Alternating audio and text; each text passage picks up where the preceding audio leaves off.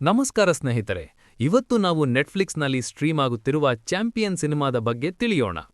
ಇದು ಹೈದರಾಬಾದ್ ವಿಮೋಚನಾ ಚಳವಳಿಯ ಹಿನ್ನೆಲೆಯಲ್ಲಿ ನಡೆಯುವ ಕಥೆಯಾಗಿದ್ದು, ಇದರಲ್ಲಿ ರೋಷನ್ ಮ್ಯಾಥ್ಯೂ ಮತ್ತು ಅನಸ್ವರ ರಾಜನ್ ನಟಿಸಿದ್ದಾರೆ. 1947ರಲ್ಲಿ ಭಾರತಕ್ಕೆ ಸ್ವಾತಂತ್ರ್ಯ ಬಂದರೂ ಹೈದರಾಬಾದ್ನ ನಿಜಾಮರು ಭಾರತದ ಒಕ್ಕೂಟಕ್ಕೆ ಸೇರಲು ನಿರಾಕರಿಸುತ್ತಾರೆ. ಈ ಸಮಯದಲ್ಲಿ ಅಲ್ಲಿನ ಸಾಮಾನ್ಯ ಜನರ ಮೇಲೆ ನಡೆಯುವ ದೌರ್ಜನ್ಯಗಳ ವಿರುದ್ಧ ಹೋರಾಟ ಶುರುವಾಗುತ್ತದೆ. ಕಥೆಯ ನಾಯಕ ಒಬ್ಬ ಪ್ರತಿಭಾವಂತ ಫುಟ್ಬಾಲ್ ಆಟಗಾರ. ಅವನು ತನ್ನ ವೃತ್ತಿಜೀವನದ ದೊಡ್ಡ ಕನಸುಗಳನ್ನು ಬಿಟ್ಟು ಒಂದು ಸಣ್ಣ ಹಳ್ಳಿಗೆ ಬರಬೇಕಾದ ಪರಿಸ್ಥಿತಿ ಎದುರಾಗುತ್ತದೆ.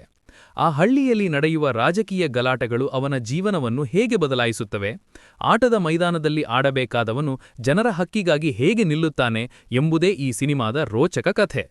ಪ್ಲಸ್ ಪಾಯಿಂಟ್ಸ್: ಅಂದಿನ ಕಾಲದಲ್ಲಿ ಹೈದರಾಬಾದ್ ಪ್ರಾಂತ್ಯದಲ್ಲಿ ನಡೆದ ಘಟನೆಗಳನ್ನು ತುಂಬಾ ಧೈರ್ಯವಾಗಿ ತೋರಿಸಿದ್ದಾರೆ. ಕೇವಲ ಹೀರೋ ಮಾತ್ರವಲ್ಲದೆ ಹಳ್ಳಿಯ ಜನರ ಪಾತ್ರದಲ್ಲಿ ನಟಿಸಿದವರು ಕೂಡ ಬಹಳ ಚೆನ್ನಾಗಿ ನಟಿಸಿದ್ದಾರೆ. ಸಿನಿಮಾದ ಬಿಜಿಎಂ ದೃಶ್ಯಗಳಿಗೆ ಜೀವ ತುಂಬುತ್ತದೆ. ವಿಶೇಷವಾಗಿ ಹೋರಾಟದ ದೃಶ್ಯಗಳಲ್ಲಿ ಸಂಗೀತದ ಪ್ರಭಾವ ಚೆನ್ನಾಗಿದೆ. ದೇಶದ ಇತಿಹಾಸ ಮತ್ತು ಕ್ರೀಡೆಯನ್ನು ಒಟ್ಟಿಗೆ ಸೇರಿಸಿ ಒಂದು ಉತ್ತಮ ಸಂದೇಶ ನೀಡುವ ಪ್ರಯತ್ನ ಮಾಡಲಾಗಿದೆ. ಮೈನಸ್ ಪಾಯಿಂಟ್ಸ್: ಕೆಲವು ದೃಶ್ಯಗಳು ತುಂಬಾ ಎಳೆದಂತಿದೆ. ಕಥೆಯ ವೇಗ ಕಡಿಮೆ ಇರುವುದರಿಂದ ಎಲ್ಲರಿಗೂ ಇಷ್ಟವಾಗದೇ ಇರಬಹುದು. ಸಿನಿಮಾದ ಅಂತ್ಯವು ತುಂಬಾ ಸಾದಾ ಎನಿಸುತ್ತದೆ.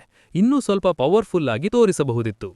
ಕ್ರೀಡೆ ಮತ್ತು ರಾಜಕೀಯ ಎರಡನ್ನೂ ಒಟ್ಟಿಗೆ ತೋರಿಸುವಾಗ ಕೆಲವು ಕಡೆ ಕಥೆ ಗೊಂದಲ ಮೂಡಿಸುತ್ತದೆ. ಈ ಸಿನಿಮಾ ಎಲ್ಲರಿಗೂ ಇಷ್ಟವಾಗದಿರಬಹುದು, ಆದರೆ ಇತಿಹಾಸದ ಬಗ್ಗೆ ಆಸಕ್ತಿ ಇರುವವರು ಒಮ್ಮೆ ನೋಡಬಹುದು. ಹಳೇ ಕಾಲದ ವಾತಾವರಣ ಮತ್ತು ನಟನೆಗಾಗಿ ಈ ಸಿನಿಮಾ ಮೆಚ್ಚುಗೆ ಪಡೆಯುತ್ತದೆ.